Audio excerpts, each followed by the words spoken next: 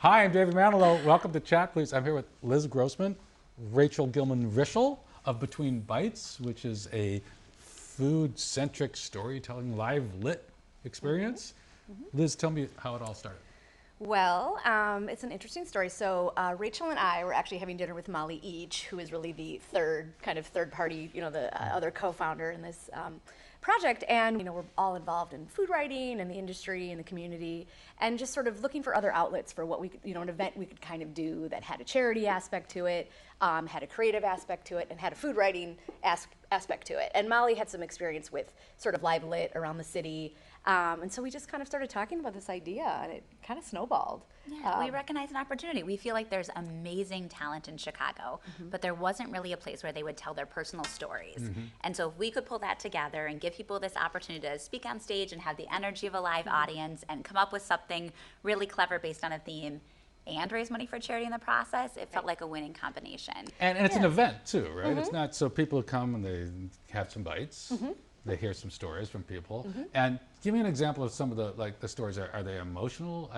Food really elicits memories, right? Right. So the stories can run the gamut.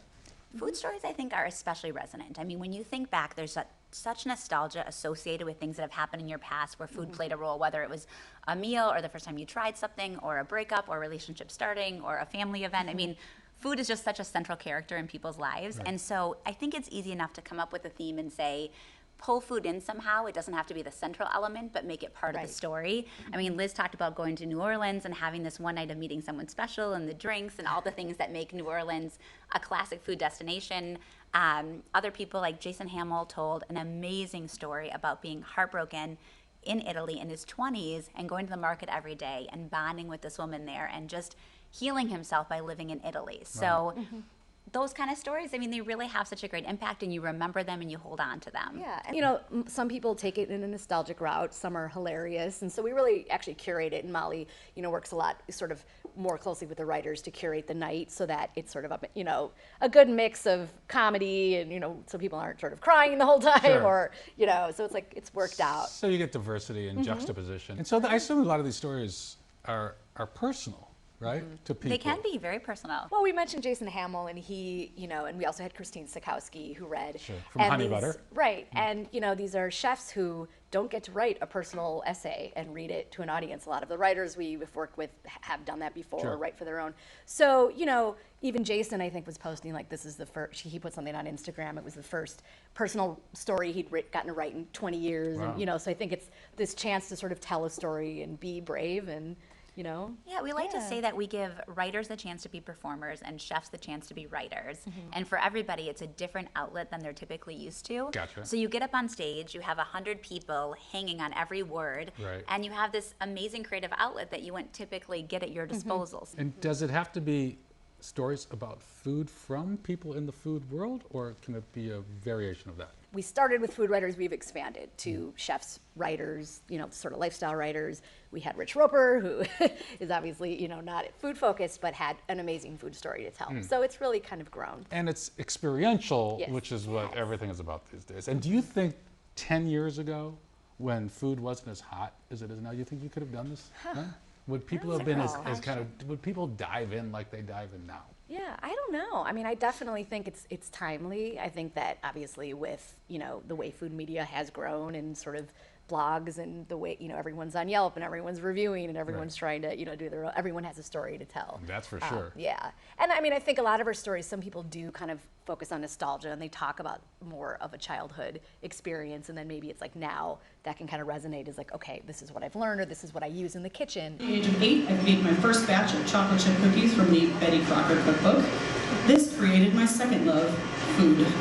What I've seen about Christine Sikowski is that some of the chefs have sort of used this as a forum as to like why they cook, why they love it, and it's become, they'll work that into a personal essay. Gotcha. And do you find recurring themes? Do you learn stuff about why people are so enthralled with the food world where they weren't? I mean, it's, in Chicago, Czech Biz's been out for 15 years. When we started, it was, we were maybe emerging food town, known as a meat and potatoes town, and now we've come so far since then.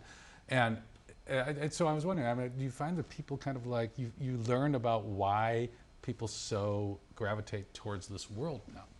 I think the recurring theme across, at this point, almost 50 stories, actually more than that, Yeah. is that something happened in people's childhood that shaped them. And it's sometimes it's a pivotal moment, like where they can pinpoint, this is where I knew I'd work in hospitality, or this is where I knew I wanted to be a food writer.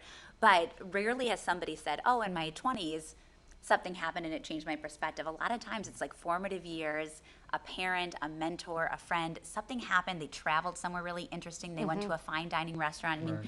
Kiki talked about going and getting dressed up, and the waiters looked like penguins in their fancy garb, and there were silver domes. And it just, you think about being a child and how impactful that is, and how susceptible you are to the experience and the romance. And that oftentimes directs people down a course and shapes who they become as adults. So without overstating it, I feel like food really does have this deep felt impact that changes people's lives down the line. And Right. then they seem pretty excited to share those Yeah. stories on stage. You've touched on something, I think, that are three maybe very popular things that are happening now. Food for sure, experiences, absolutely, and storytelling, Yes. right? So I could see why people, especially if it's done right, like you guys are doing it, and it feels honest and authentic, that people will really say, I want to check this stuff out. Yeah. And then they get to kind of go to either people they know of, heard of, read, seen, right? So there's a little bit of like star power. in that. Right. So Liz and Rachel, thank you so much for coming. Continued success. Thank you so Thank much. you. And thank you for joining us on Chat Please.